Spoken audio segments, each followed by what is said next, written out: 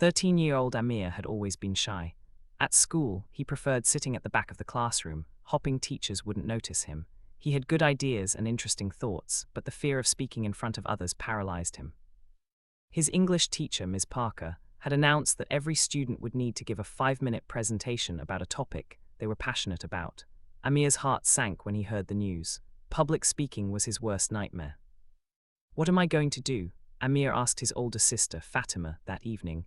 "I can't stand up in front of the class. I'll forget everything and everyone will laugh at me." Fatima listened sympathetically. She had experienced similar fears when she was younger. "I understand how you feel," she said, "but if you don't face this fear now, it will control you forever. What topic interests you?" Amir loved astronomy. He spent hours reading about planets, stars, and space exploration. However, he wasn't sure if his classmates would find it interesting. What if they think it's boring? He worried. "If you're passionate about something, that enthusiasm will show," Fatima assured him. "People connect with genuine interest, not with perfect performances." Over the next 2 weeks, Amir prepared his presentation carefully. He created slides with stunning images of nebulae and galaxies. He practiced in front of the mirror, then in front of Fatima, and eventually in front of his parents.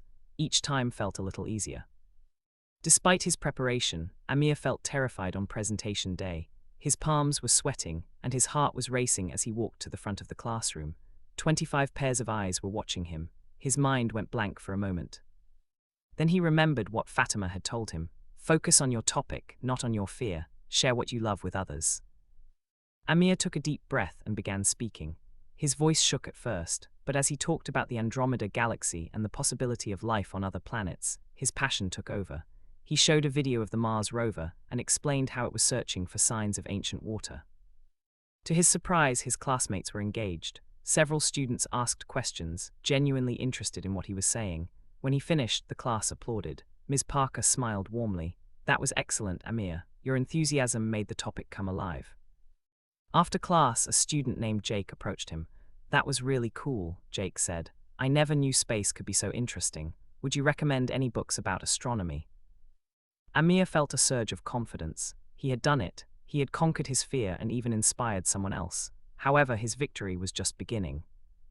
A few weeks later, Ms. Parker announced that the school was organizing a science fair. Students could present projects individually or in groups. She suggested that Amir should participate, given his knowledge of astronomy. At first, Amir hesitated. The science fair would involve presenting to hundreds of people, not just his classmates. However, he remembered how good it had felt to share his passion. "If I keep avoiding challenges, I'll never grow," he thought. He decided to create a project about the search for extraterrestrial intelligence. He built a model showing how radio telescopes detect signals from space. He prepared detailed explanations and practiced answering potential questions. On the day of the science fair, Amir arrived early to set up his display. As visitors began arriving, his nervousness returned. However, whenever someone approached his booth, he focused on explaining his project rather than worrying about what they thought of him. A judge stopped at Amir's booth and asked several challenging questions. Amir answered confidently, drawing on all the research he had done. The judge nodded approvingly and made notes. Later that afternoon, the winners were announced. Amir couldn't believe his ears when he heard his name called for second place. He walked onto the stage to receive his certificate, remembering the terrified boy who had almost refused to give a simple classroom presentation. His parents were beaming with pride. Fatima gave him a huge hug. "You see, you were capable all along, you just needed to believe in yourself." The experience transformed Amir. He started volunteering to answer questions in class. He joined the school's astronomy club and even gave a presentation to younger students about the solar system. Each experience built his confidence further. Years later, Amir would remember this period as the turning point in his life.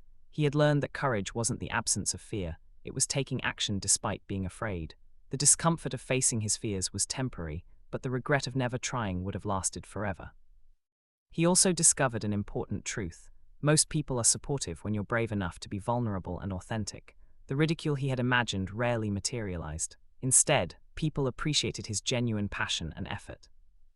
Amir's story spread through the school, inspiring other shy students to take risks.